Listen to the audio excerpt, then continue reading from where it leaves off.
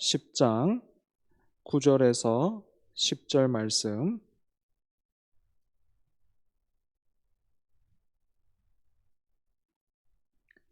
로마서 10장 9절에서 10절, 우리 두 절 말씀 함께 읽습니다.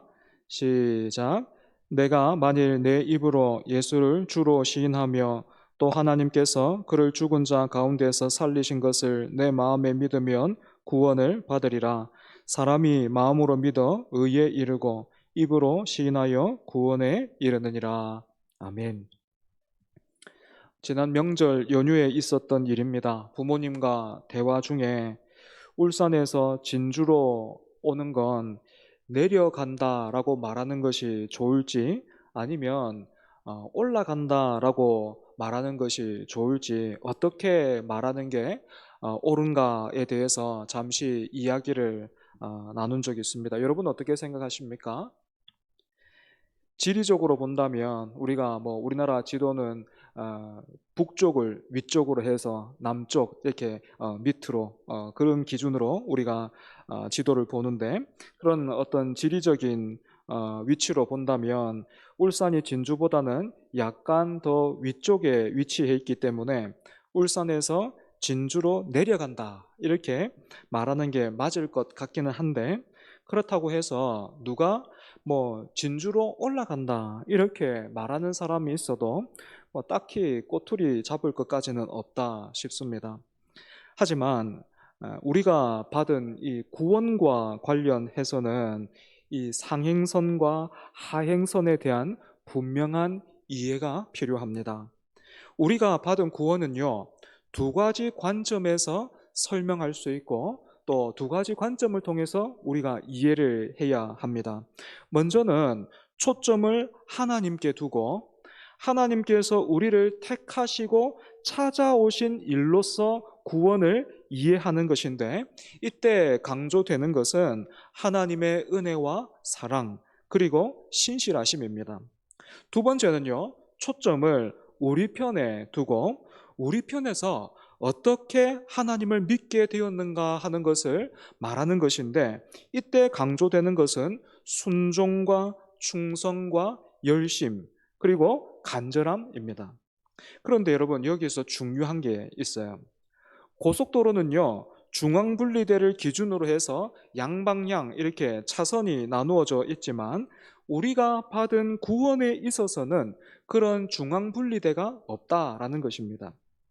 그러면 이 구원의 길이 어떻게 열리고 닦여지는가 했을 때, 하나님이 어느 정도까지 오셔서 기다리고 계시면 우리가 거기까지 찾아가서 하나님을 만나고 예배하는 것이 아니라, 하나님이 먼저 우리를 찾아오시고 우리가 하나님이 찾아오셔서 열어주신 그 길을 따라서 하나님께로 나아가는 것입니다.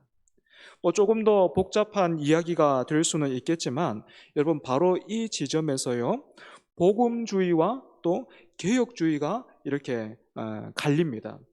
복음주의는 받은 구원을 강조하면서 개인의 그 구원의 확신과 거기에 상응하는 체험, 즉 열심이 신앙생활의 중요한 주제가 된다면, 개혁주의는 하나님의 영광, 즉 하나님께서 시작하시고 이루시고 완성하시는 이 구원을 통해서 하나님의 크심을 알고 마땅한 찬송과 경배를 드리는 자리로 우리를 인도합니다. 그래서 오늘 우리 교회, 그리고 또 제가 신대원을 졸업했잖아요, 그죠? 그래서 우리 교회와 목회자로서의 저의 정체성이 어디에 있는가 하면, 우리는 개혁주의 신학을 따르고 있다. 여러분 잘 생각하시면 기억하시면 되겠습니다. 물론 그렇다고 해서요, 복음주의는 틀렸고 우리의 적인가 하면 그렇지 않습니다. 우리는 하나님께서 먼저 행하신 일들을 통해서 우리가 받은 구원을 이해하고 믿으면서 거기에 따른 마땅한 삶의 자세와 태도를 갖추어야 합니다. 하지만 하나님께서 먼저 우리를 이렇게 찾아오셨고 지금도 은혜로 붙들고 계시며 우리를 빚어가고 계신다라는 이 개념을 놓쳐버리면, 즉 하나님이 우리를 찾아오셔서 길이 시작되었고 열렸다라는 것을 생각하지를 않고 우리가 하나님을 향해서 상행선을 개척하고 만들어내는 것이 신앙이다 이렇게 여긴다면, 여기에서 나오는 그런 구호나 말들이 굉장히 멋있고 또 도전이 되기도 하지만, 여러분 잘못하면요 믿음 지상주의에 빠지고 말아요. 믿음 지상주의가 무엇인가 하면 믿었더니 되더라, 믿으면 다 된다 이렇게 말하는 것입니다. 이것은요 믿음이 조건과 명분이 되어서 어느새 자격과 자랑으로 바뀐 거예요. 민수기 21장을 보면 출애굽한 이스라엘 백성들이 광야에서 내내 하나님 앞에 독한 말로 불평과 원망을 일삼다가 어떤 일이 있습니까? 하나님이 그들의 말만큼 독한 그 불뱀이 뭐죠? 독한 독사를 말하는 거거든요. 그 불뱀을 보내셔서 그렇게 원망하고 있는, 독한 말을 쏟아내고 있는 그 이스라엘 백성들을 심판하신 사건이 나옵니다. 여러분, 이때 불뱀에 물려서 이스라엘 백성들이 많이 죽었는데요. 그렇게 막 이렇게 죽음의 기로에 있던 그 사람들이 어떻게 다시 살아났습니까? 모세가 백성들을 위해서 기도하자 하나님께서 놋뱀을 만들어서 장대 위에 높이 달아두라 그렇게 말씀하셨고, 그것을 보는 자는 살 것이다 라고 말씀하셨지요. 그리고 하나님께서 말씀하신 대로요 이 놋뱀을 본 사람들이 다 살았어요. 여러분, 여기에서 잘 한번 생각해 보십시오. 놋뱀을 보고 산 사람이, 그 불뱀에 물렸지만 놋뱀을 보고 고침을 받은 사람이 결국에 불뱀에게 물려 죽은 사람을 향해서 나는 놋뱀을 받기 때문에 살았지만 당신은 보지 않았기 때문에 죽었다, 여러분 그렇게 말할 수 있겠습니까? 그렇게 말하는 것이 여러분 타당합니까? 그렇지 않지요, 그죠? 놋뱀은 말 그대로 놋으로 뱀의 형상을 만든 것에 불과했고, 장대에 달린 그 뱀을 고개를 들어서 쳐다보는 그 행위에도 치료를 기대할 수 있는 어떤 특별한 것이 없어요. 그러니까 놋뱀을 보고 산 사람은 그것 자체가 하나님의 은혜임을 깨닫고, 하나님의 은혜가 나를 살리신 것처럼 그 은혜가 능히 당신도 살려줄 것이니 어서 저 놋뱀을 쳐다보고 다시 우리 같이 살자 이렇게 증언하는 것이 마땅하죠. 나는 받기 때문에 살고 당신은 안 받기 때문에 죽는다, 이게 안 되는 거예요. 이게 말이 안 되는 거예요. 하지만 여러분, 죄인의 특성이 뭡니까? 지독한 자기 중심성이잖아요. 그래서 사람은 놋뱀을 통해서요 내가 은혜로 고침을 받았고 용서하시는 하나님을 만났노라, 그렇게 하면서 하나님께 영광을 돌려드리고 그 은혜를 말하기보다는 이렇게 말하기를 더 좋아하는 거죠. 나는 받기 때문에 살았고 당신은 보지 않아서 죽었다, 이렇게 말하는 것이 익숙하고 거기에 별 다른 어떤 불편함이나 잘못을 느끼지 못하는 겁니다. 마찬가지로 우리가 받은 구원에 있어서도 믿음으로 구원을 받는다라는 이 말을 잘못 오해하면 믿음 지상주의, 즉 믿으면 다 된다는, 그래서 그 믿음을 통해서 하나님을 드러내고 하나님께 영광 돌려드리면서 그 은혜로 다른 사람을 초청하는 것이 아니라 사실은 엉뚱하게도 그렇게 믿고 있는 자신을 드러내고 자랑하는 사람들이 교회 안에는 종종 있는 거예요. 나는 믿었다. 여러분, 이런 사람들의 특징이 뭡니까? 믿음이라는 이름으로 상식에 어긋나는 그 목표를 세우고 일들을 저지른다는 거예요. 믿음 지상주의에 빠진 사람들은 믿음이라는 이름으로 상식에 어긋나는 목표를 세우고 일들을 저지릅니다. 한 가지 예를 들어 보겠습니다. 어떤 선교사님 한 분이 아프리카 선교 활동을 하고 있는데 그 나라에 갑작스럽게 내전이 일어나면서요, 반군이 그 선교사님이 활동하는 그 지역에 쳐들어온다라는 그런 소식이 전해졌습니다. 그러면 어떻게 해야 됩니까, 여러분? 빨리 피해야 되죠. 그죠? 그런데 그래서 외국 선교사님들은 먼저 몸을 피했는데, 이 선교사님은요, 어떻게 예수 믿는 사람이 피난을 가느냐 하면서 그 자리에서 버텼다 그래요. 다행스럽게도 반군이 선교사님 계신 곳에 들어오기는 했지만, 그렇게 고집스럽게 버티고 있는 선교사님을 보니까 뭐 어떤 이유에서인지 모르겠는데, 뭐 그들도 어이가 없었는지 모르겠는데 그냥 내버려 뒀대요.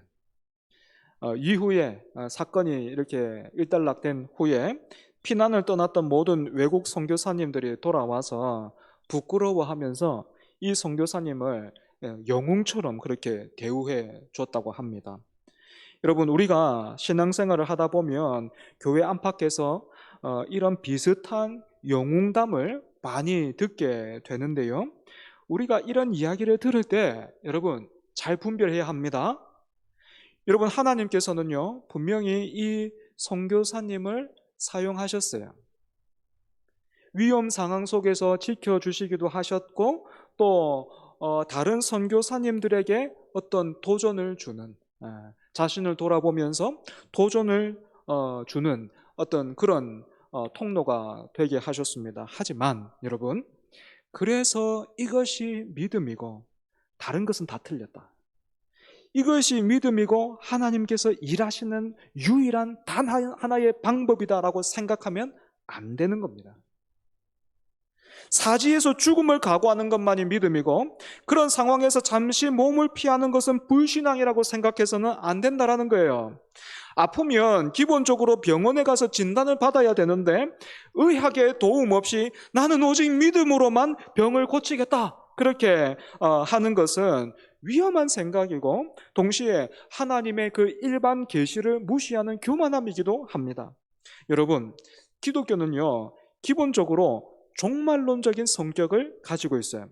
종말론적인 성격을 가지고 있다는 것은 이 땅에서의 삶은 아무런 의미가 없다라는 그런 말이 아니라, 하나님께서 계획과 뜻을 가지고 일하고 계신다, 그리고 그 일들을 마침내는 이루실 것이다 하는 것을 믿는 거예요.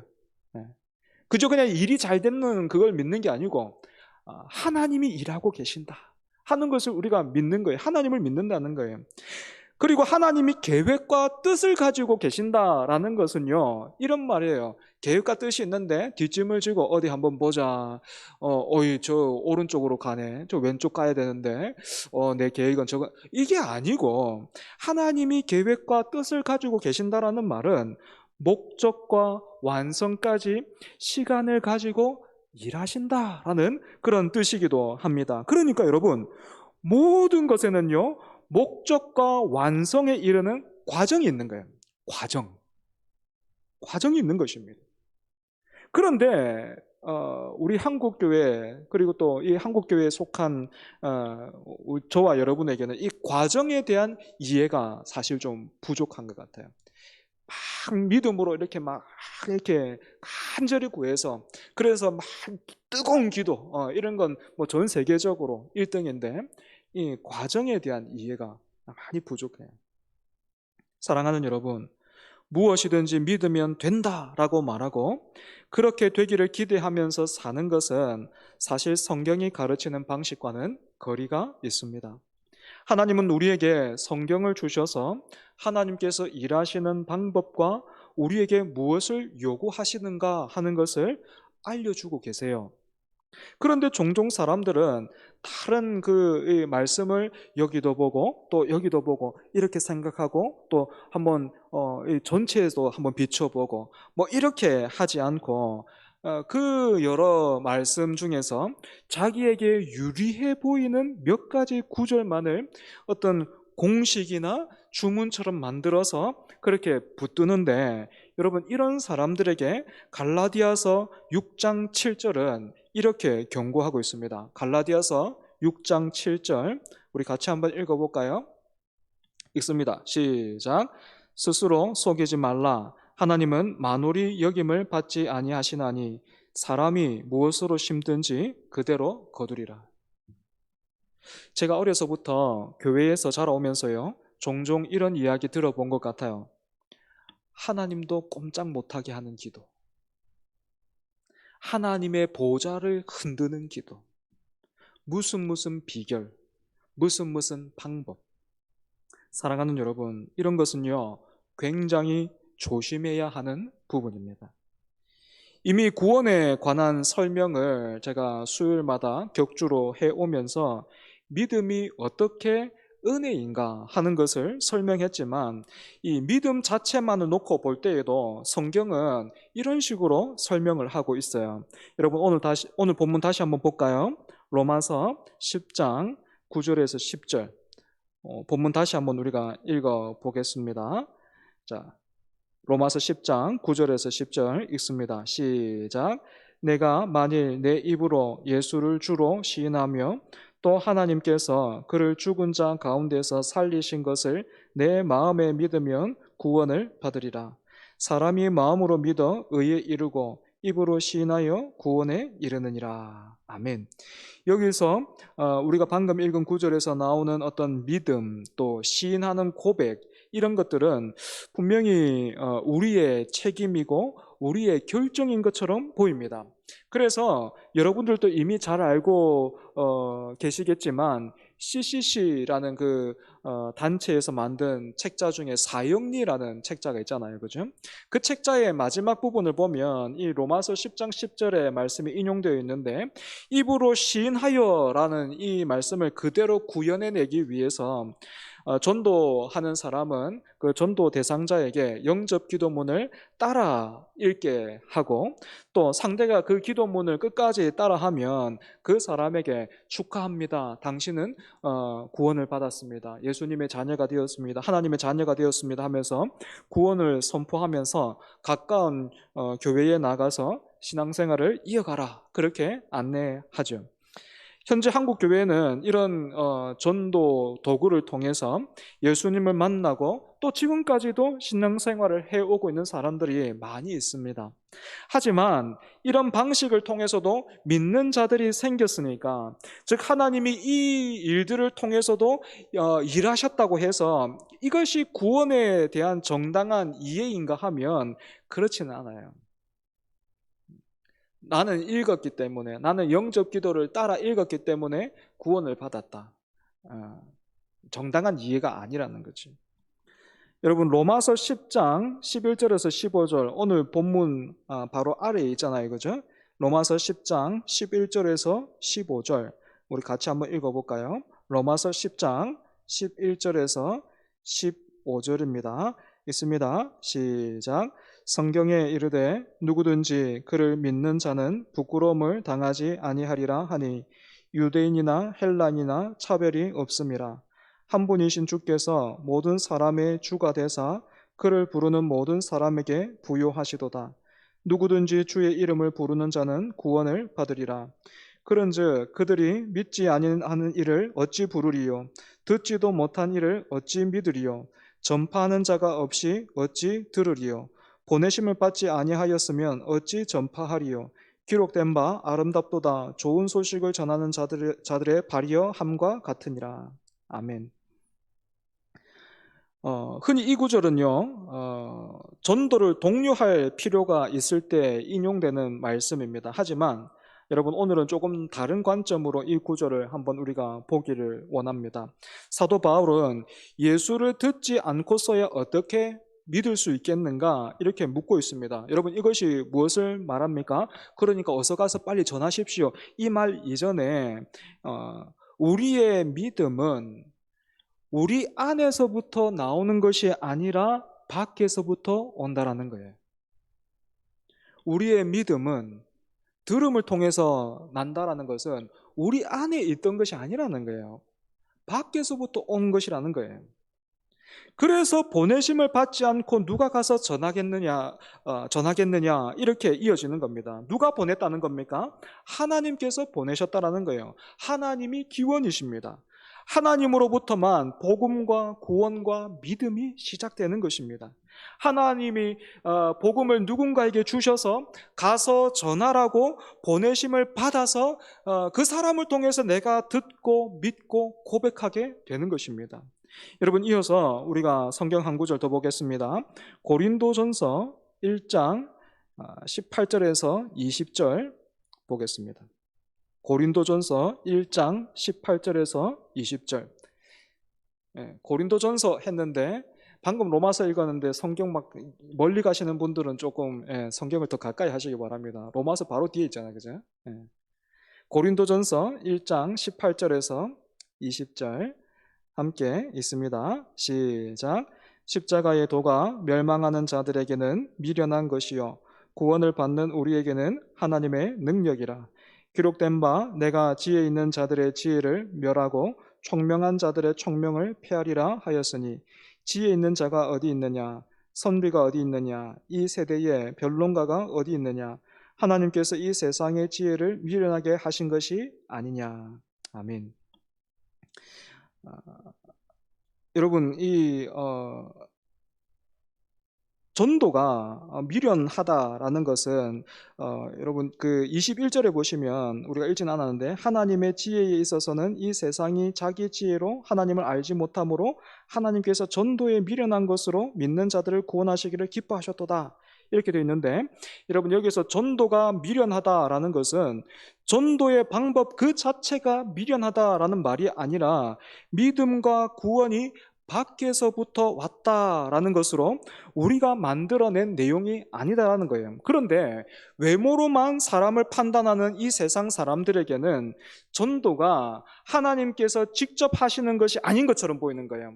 그냥 사람이 하는 것으로만 보이기 때문에 세상의 자격과 조건과 이유가 되는 어떤 그런 증거들은 하나 뭐 가진 것 있지도 않고, 그럼 복음을 전하는 사람들을 보니까 뭔가 예수님처럼 기적이 나타나던가 아니면 딱 봐도 그냥 저 사람은 나보다 훨씬 낫구나 이게 아닌데 분명히 저 사람은 나보다 좀 못한데 자기에게 자기가 복의 근원을 알고 있고 진리를 알고 있고 그렇게 막 내가 가지지 못한 것을 막 저 사람이 가진 것으로 보이고 그 사람이 막 초청을 하고 있으니까 어떻게 됩니까? 그 모습이 별로 매력적이지 않게 보인다는 거예요. 이런 사람들에게는 겉모습만 보이고 내용은 보이지 않게 감추어져 있는 것입니다. 때문에 다시 한번 전도가 미련하다라는 말은 전도의 방법 그 자체가 미련하다라는 것이 아니라 우리가 구원을 스스로 이룰 수 없는 자들이다라는 뜻이고, 자격과 조건과 이유를 소유하려는 사람과 외모를 보고 사람을 판단하는 사람에게는 이 전도를 통한 구원이 감추어져 있고 구원의 은혜를 경험하지 못하게 하시는 심판의 그 능력이 있음을 말하고 있는 것입니다. 그래서 여러분 이 내용이 어디로 이어지는지 계속해서 한번 우리가 말씀을 통해서 살펴보겠습니다. 역시 고린도전서 1장 26절에서 29절 말씀, 고린도전서 1장 26절에서 29절 우리 같이 한번 읽어볼까요? 시작. 형제들아 너희를 부르심을 보라. 육체를 따라 지혜로운 자가 많지 아니하며 능한 자가 많지 아니하며 문벌 좋은 자가 많지 아니하도다. 그러나 하나님께서 세상에 미련한 것들을 택하사 지혜 있는 자들을 부끄럽게 하려 하시고 세상에 약한 것들을 택하사 강한 것들을 부끄럽게 하려 하시며 하나님께서 세상에 천한 것들과 멸시받는 것들과 없는 것들을 택하사 있는 것들을 폐하려 하시나니 이는 아무 육체도 하나님 앞에서 자랑하지 못하게 하려 하심이라. 아멘. 29절에서 다시 자랑이 등장하고 있습니다. 여기에서 말하는 자랑은 우리가 구원을 제대로 이해했느냐, 믿음을 제대로 이해하느냐, 은혜를 제대로 이해하느냐 하는 모든 문제의 이 판별식으로 복음에 반대되는 그런 개념입니다. 우리가 할 일은요, 나는 믿었고 내가 믿었다. 그래서 나는 당신과 다르다. 나는 목사가 되었고 여러분은 일반 성도다. 그래서 나는 다르다. 뭐 이게 아니고 이런 자랑이 아니고 여러분 충성입니다. 목사는요, 제가 언제 한번 말씀드렸죠. 제가 볼 때 목사는 크게 두 가지 부류가 있는 것 같다고. 하나는 정말로 하나님께서 제대로 크게 쓰시는 그런 분이 계세요. 뭐 예를 들면 뭐 옥하는 목사님이나 그런 분들 방향을 선명하게 이렇게 딱 이렇게 보여주는, 목사는 이렇게 살아야 돼 하면서 이렇게 딱 보여주는 어떤 그런 훌륭한 분, 누가 봐도 훌륭한 분, 그렇게 그런 분들이 딱 하나님이 기준으로 딱 세우시는 그런 분들이 있고, 나머지는요 가만히 두면 수요 예배도 안 올 것 같아가지고, 또 가만히 두면 교회에 어설프게 아는 지식으로 막 장로님들 괴롭히고 목사님들 괴롭히고 옆에 있는 사람들 찔러대고 막 그럴 것 같으니까 하나님이 미리 부르는 거예요. 너 이리 와 하면서, 하나님이 교회를 사랑하셔가지고, 너 이리 와 하면서 붙드는 거예요. 저는 두 번째로 생각합니다. 자랑할 게 아무것도 없어요. 우리는 하나님께서 우리를 낮추어 쓰실 수 있다는 것을 인정해야 하고, 오히려 그렇게 하시는 것을 기뻐해야 합니다. 하나님이 우리를 낮추신다라는 것은 항상 그 은혜를 끊어버리지 않겠다라는 것입니다. 우리는 충성을 통해서 보상을 받으려고 하지만 하나님은 충성하는 자를 더욱 낮추셔서 충성하는 자에게 자랑이 되는 그런 근거를 두지 않으심으로 항상 은혜가 임하게 하시는 것입니다. 하나님은 이렇게 우리에게 전도자의 모습을 갖추어 가게 하십니다. 그래서 겉으로 보기에는 세상에서 우리가 미련해 보이는 그런 전도자의 모습이 되게 하시는 거예요. 하나님께서 이렇게 일을 하신다면 우리는 기꺼이 우리 자신을 낮추어야 하고, 또 하나님의 그 손에 붙들려서 낮추어져야 되고, 어떤 핍박과 어려움도 감수해야 하고, 세례 요한이 고백했던 것처럼 그는 흥하여야 하겠고 나는 쇠하여야만 하리라 하는 그 고백을 우리가 삶으로 붙들고 그렇게 살아야 합니다. 은혜는 낮은 곳에 임합니다. 다시 말해 은혜는 우리가 자격과 조건과 이유와 외모를 내세우지 못할 때 주신 것입니다. 그런데 한국 교회는 자꾸만 성공으로 가려고 해요. 성공을 이야기하고 싶어 합니다. 성공하자라고 그렇게 말합니다. 자격과 조건과 이유와 외모를 추구하고 있습니다. 사랑하는 여러분, 그렇지 않습니다. 우리 모두는 은혜 아래에 있습니다. 이 말은 아무도 자격과 조건과 이유와 외모로 구원 속에 들어와 있는 것이 아니다라는 것입니다. 그래서 우리가 받은 게 복음이죠. 이 복음 안에는 지혜자나 무식한 자나 가진 자나 못 가진 자나 건강한 자나 병약한 자의 구별이 없습니다. 하나님께서 주시고자 하는 자에게 일어나는 하나님의 은혜이고 또한 기적입니다. 우리는 이 근본을 놓치지 말아야 합니다. 그래서 사랑하는 여러분, 이 하나님의 은혜, 이 복음을 흘려보낼 때 나는 믿었다. 나는 믿었다. 이상한데? 나는 믿어지는데 이게 안 믿어져요?